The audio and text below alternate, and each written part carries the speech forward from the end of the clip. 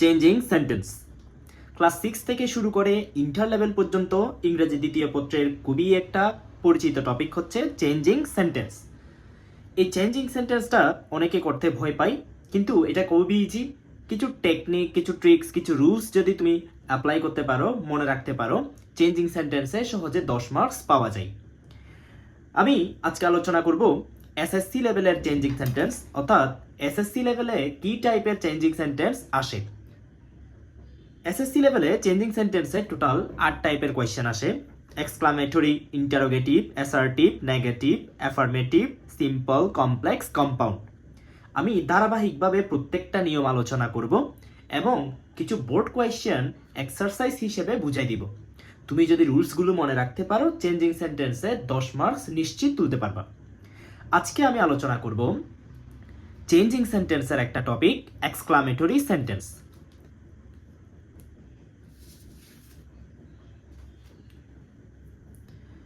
আলোচনা করব exclamatory sentence নিয়ে। প্রথমে আমরা জানবো এক্সক্লামেটরি সেন্টেন্সটা আসলে কি।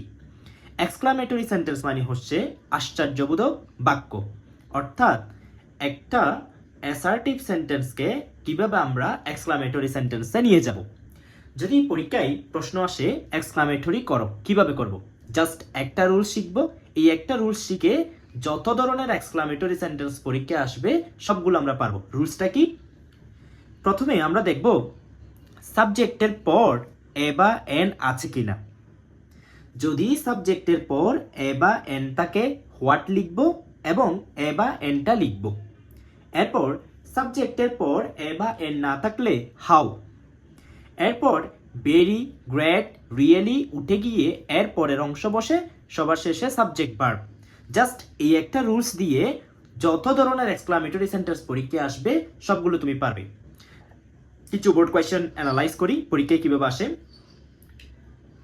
2018 সালে একটা কোয়েশ্চেন আসে, the food was very hot. খাবার ছিল খুবই গরম। এখন এই সেন্টেন্সটাকে আমরা কিভাবে এক্সক্লামেটরি করব, অর্থাৎ আশ্চর্যবোধক বাক্য তৈরি করব। প্রথমে দেখো, এখানে দ্য ফুড হচ্ছে সাবজেক্ট, ওয়াজ এটা হচ্ছে অক্সিলারি ভার্ব, এখানে একটা ভেরি আছে। এখন আমি রুলসে কি বলেছি, কোনো সেন্টেন্সের যদি সাবজেক্টের পরে এ বা এন থাকে হোয়াট লিখব, এ বা এন না থাকলে হাউ লিখব।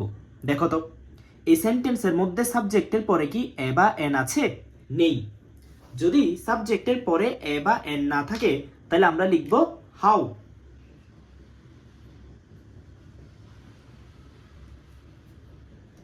এরপর ভেরি, গ্রেট, রিয়েলি উঠে গিয়ে এর পরের অংশ বসে।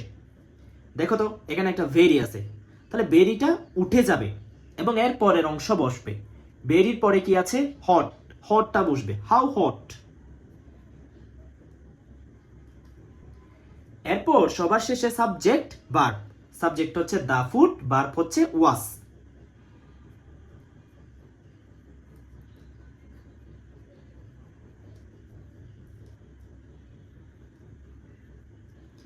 একটা এক্সক্লামেশন মার্ক দেব, অর্থাৎ আশ্চর্যবোধক চিহ্ন। নেক্সটটা দেখি, এটা চট্টগ্রাম বোর্ড 2019 সালে আসছিল। He lead a very simple life. সে একটা সিম্পল লাইফ লিড করে। এখানে হি হচ্ছে সাবজেক্ট,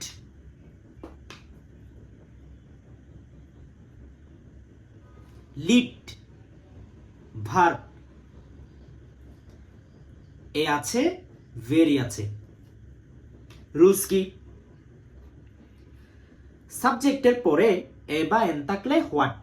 যেহেতু সাবজেক্টের পরে এ আছে তাহলে আমরা হোয়াট লিখব।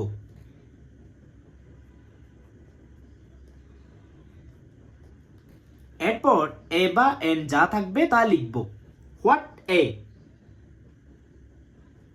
এরপর ভেরি, গ্রেট, রিয়েলি উঠে গিয়ে এর পরের অংশ বসে। তাহলে এখানে ভেরিটা উঠে যাবে, ভেরি পরের অংশ কি? সিম্পল লাইফ, তাহলে সিম্পল লাইফটা লিখব।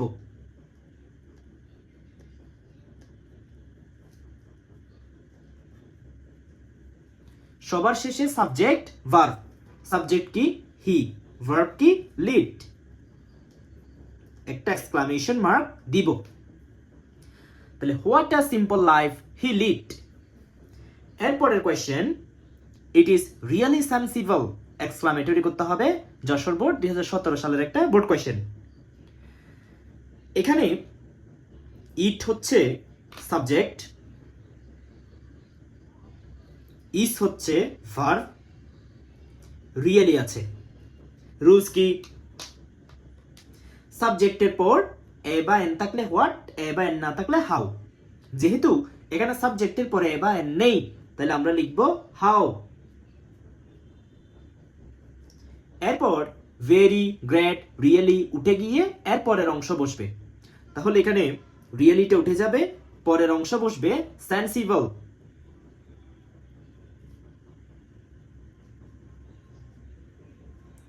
সবার শেষে সাবজেক্ট ভার্ব। সাবজেক্ট হচ্ছে ইট, ভার্ব হচ্ছে ইজ।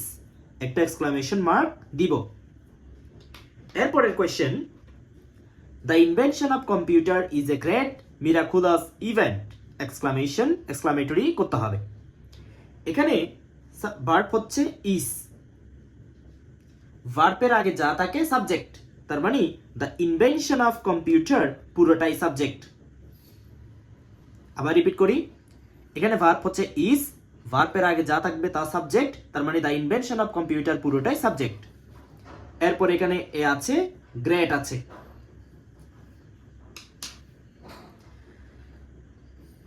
আমরা জানি সাবজেক্টের পরে এ বা এন থাকলে হোয়াট, যেহেতু সাবজেক্টের পরে এ বা এন আছে, হোয়াট লিখব।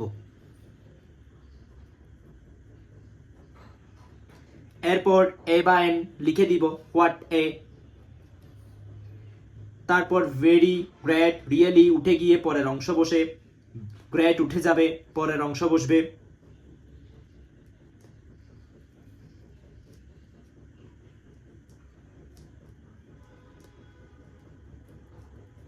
সবার শেষে সাবজেক্ট ভার্ব।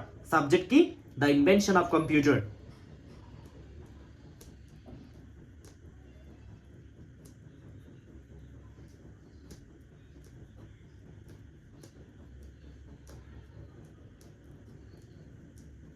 ভার্ব ইজ, একটা এক্সক্লামেশন মার্ক দিব।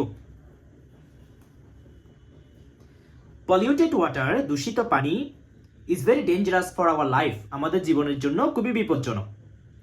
এখানে ভার্ব হচ্ছে ইজ। আমরা জানি ভার্বের আগে যা থাকে subject. Polluted water subject, very আছে, তাহলে এখানে সাবজেক্টের পরে এ বা এন নেই, তাহলে আমরা জানি সাবজেক্টের পরে যদি এ বা এন না থাকে হাউ। এরপর ভেরি উঠে যাবে, পরের অংশ বসবে dangerous for our life, how dangerous.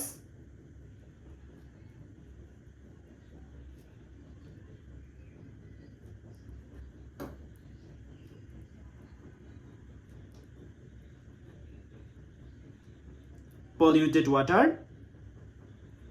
subject verb is।